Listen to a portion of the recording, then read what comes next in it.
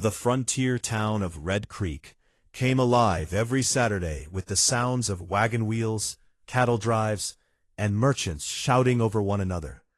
Cowboys filled the dusty streets after weeks on the open range, spending hard-earned wages before returning to the endless prairie. Among them rode Ethan Carter, a quiet rancher known more for his honesty than for his skill with a revolver. He had spent months driving cattle across dangerous country, and had finally arrived to collect payment that would carry his small ranch through another winter. As Ethan secured his horse outside the general store, a loud crowd gathered near the center of town. Curious voices mixed with cruel laughter drifted through the air. Following the noise, he discovered an illegal slave auction operating behind an old warehouse, hidden just enough to avoid the attention of honest lawmen.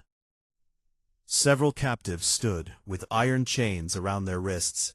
Most kept their heads lowered, exhausted after days of harsh travel. One young Apache woman, however, refused to bow.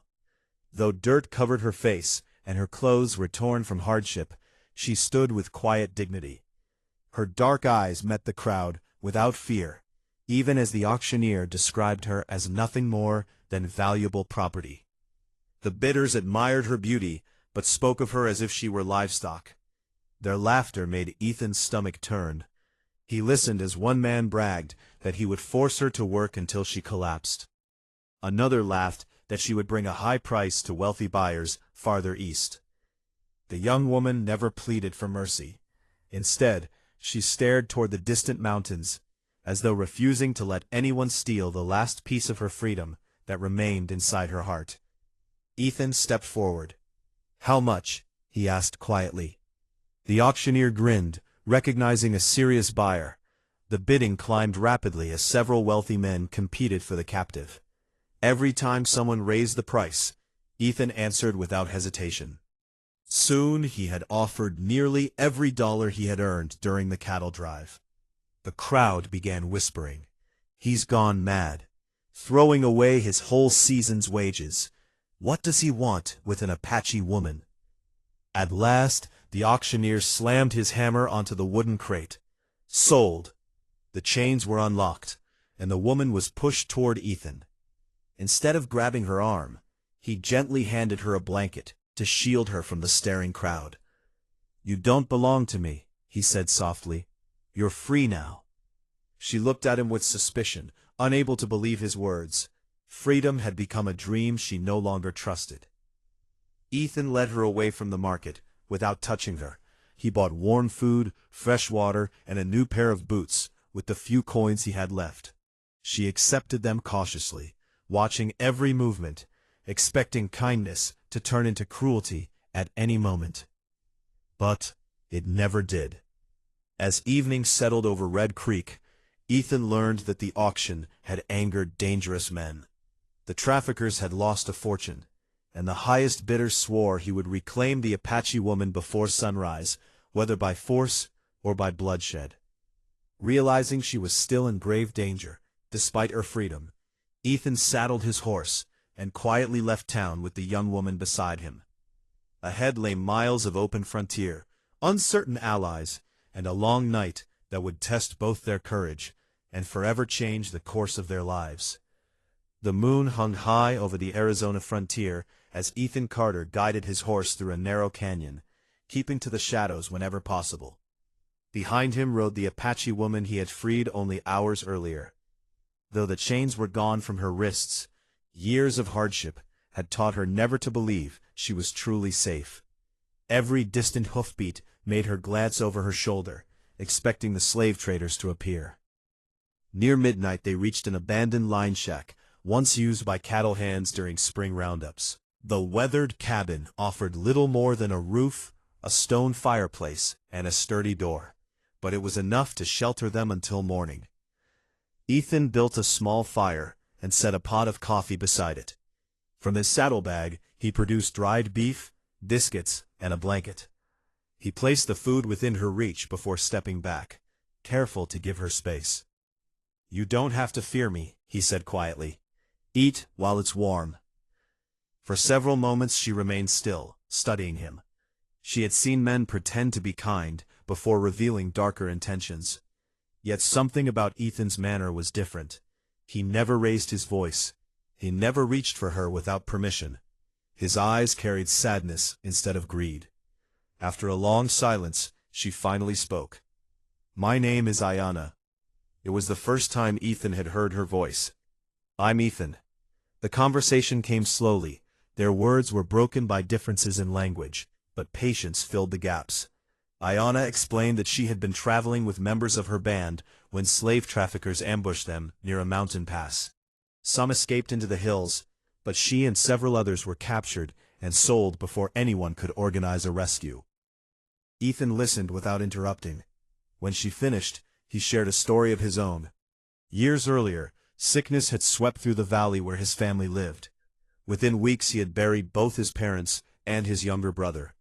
Since then, his small ranch had become a lonely place, filled only with hard work and long nights. For the first time since leaving Red Creek, Ayanna saw that the quiet cowboy carried wounds no one else could see. Their brief peace did not last. Just after midnight, distant voices echoed through the canyon. Torchlight flickered between the rocks. "They're tracking us," Ethan whispered. He extinguished the fire, and together they remained silent until the riders passed. Although the danger faded into the distance, Ethan knew it would return with daylight. Near dawn, an elderly circuit preacher who had been traveling nearby stopped at the cabin after noticing Ethan's horse. Hearing what had happened, the old man warned them that the slave traders were already spreading lies, claiming Ayanna had been stolen from them. In a territory where justice was often twisted by powerful men, legal freedom alone might not protect her from another attempt to seize her. Ethan looked toward Ayanna. "I won't decide anything for you," he said.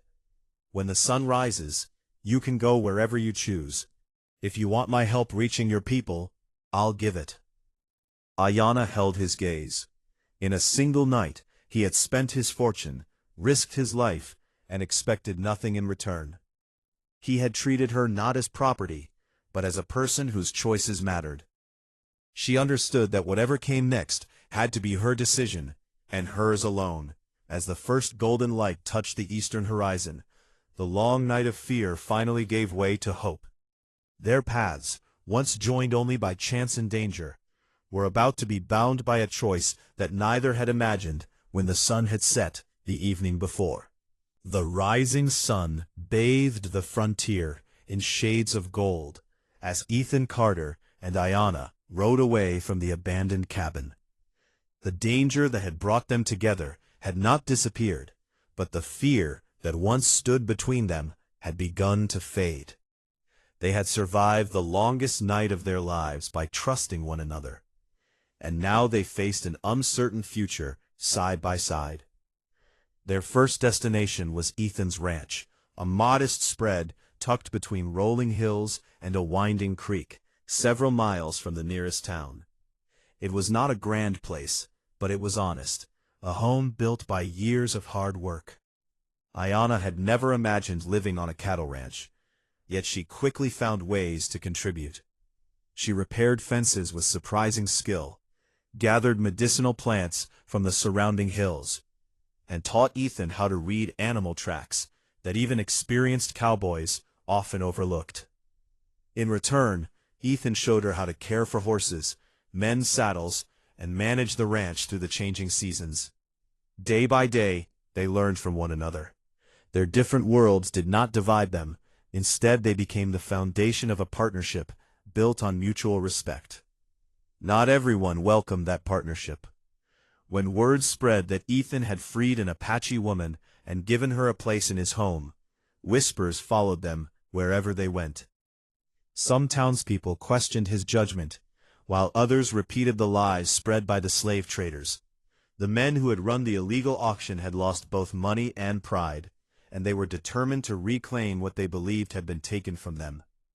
One cold evening, a gang of armed riders approached the ranch under cover of darkness. Their leader demanded that Ethan surrender Ayanna. Ethan stepped onto the porch, rifle in hand. "She isn't yours," he said firmly. "She never was." Before violence could erupt, Ayanna quietly slipped through the back of the house. Using the tracking and survival skills she had learned since childhood, she circled behind the attackers and released the ranch horses from their corral. Startled by the stampede, the outlaws lost their formation, giving Ethan enough time to disarm their leader, while neighboring ranchers, alerted by the commotion, rode in to help drive the rest away. The failed attack exposed the slave traders' crimes to the local sheriff, who finally gathered enough witnesses to arrest the men responsible for kidnapping and selling innocent people across the territory. With the trafficking ring dismantled, the fear that had shadowed Ayanna since her capture finally began to lift. As the months passed, acceptance slowly replaced suspicion. Neighbors who had once doubted Ayanna came to respect her wisdom, courage, and generosity. She treated the sick with traditional herbal remedies, helped lost travelers find safe routes through the mountains, and welcomed anyone who came to the ranch in peace. Years later, Ethan and Ayanna's home became known as a place where people of every background could find a warm meal, honest work, and a fair chance. Their children grew up learning both the traditions of the frontier and the rich heritage of the Apache people, honoring both sides of their family story. Looking back, Ethan often thought about the day he had stepped into that dusty auction yard.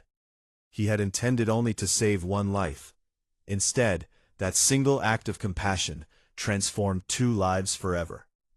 Their story became a reminder across the frontier that true strength is measured not by what a person can own, but by the courage to defend another's freedom, the humility to earn their trust, and the love that grows when 2 people choose one another as equals.